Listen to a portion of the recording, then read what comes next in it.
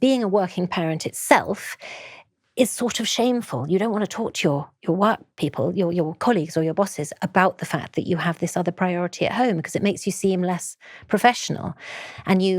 And so you have to put on this front of complete and utter professional, complete and utter dedication to your work.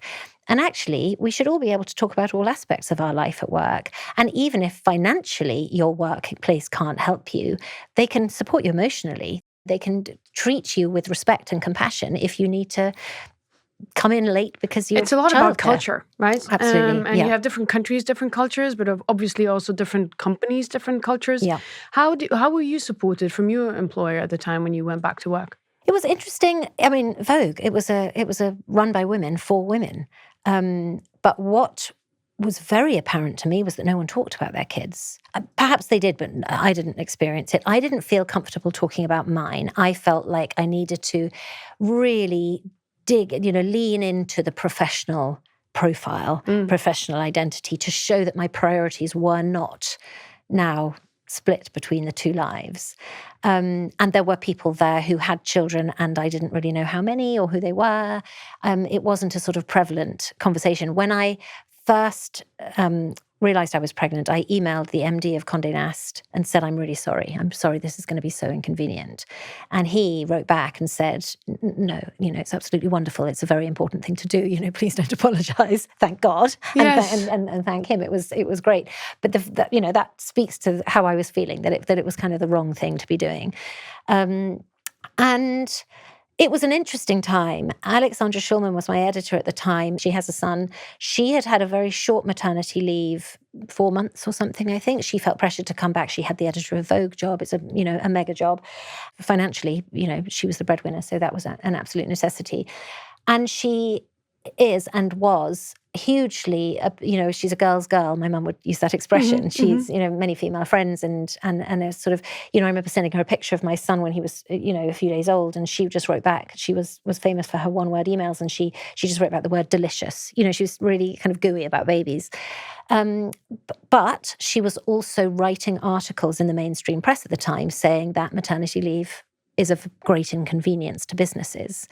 And one article she wrote in the Times a couple of months after I came back, I think after having had my daughter, and it said something like, women expect their jobs to be preserved in aspic, and they shouldn't expect anything like that.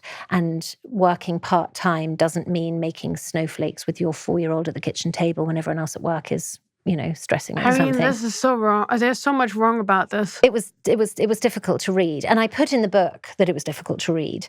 And Alex was brilliant. She contributed to the book, and she allowed me to speak to her about her, why she'd made the decision to write those articles. And she's written recently about my book in her Mail on Sunday column, and she said that this book will help other women who are going through the experience of combining the two jobs.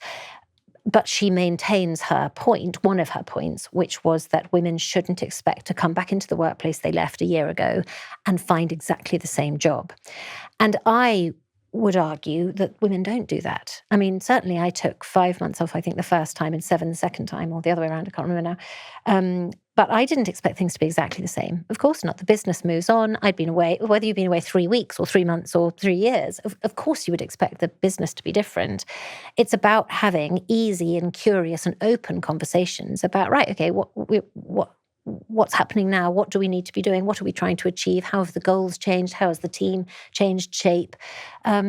You expect, I think legally you go back and you expect the same salary if you're working the same hours. Yeah. But if you're not working the same hours, you don't expect the same salary. Nobody assumes to settle back into position and kind of drift. And certainly countless women have told me how much more ambitious, how much more driven they felt, and how much more efficient they felt having had the children, because your life is so busy you can't afford to waste time. No. And I certainly felt like that. I was so driven and fueled by the success of it, fueled by, as I say, those moments of euphoria where you think, my God, this can work. But for example, I know, okay, and they would probably never say that in public because it's very, not correct to say it, but I know a lot of, let's call them just employers, who would tell you, they're not even looking at women who apply for certain jobs in a certain age range, just because they fear that they will become pregnant and then leave. So there's so much fear around everything. Fear from you as a woman not speaking up. You have countless women I know who have been hiding when they were pregnant, who didn't speak up, which in the end doesn't contribute to anything good, because the company is then confronted with something. This is the last moment. But in all these stories and all these people you talk to, what do you think could really change? So what do we really need to do in order to change our perspective and our attitude and what we can actually offer, that becomes less? The assumption is that life is so black and white. You either work or you don't work. You either come back after having a baby or you don't come back after having a baby. And it's to dispel all assumptions. It's to replace the shame with triumph. Let's focus on the achievement of this. It's a mega achievement. Somebody said the other day, I didn't realize when I worked with a woman who had children before I had children, this woman, her boss would get to her desk and she'd say, oh, God, I can have a break now, 3 children in school and I've done breakfast and everything. And, I feel like I've run a marathon. And we were talking about the fact that what if she had run a marathon? Everyone would be going, my God, you're amazing. How did you run a marathon before you went to work? How did you handle the nutrition of that? How do you sleep well? What do you wear? You're so incredible. Actually, she has run a marathon mentally, emotionally, on practical terms, but somehow we consider her therefore less able to do her job.